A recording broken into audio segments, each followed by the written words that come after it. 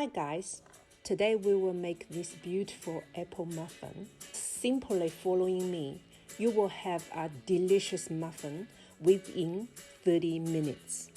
大家好，今天我们一起来做这款非常漂亮的苹果杯子蛋糕。食谱非常简单，30分钟内就可以享受好吃的苹果蛋糕啦。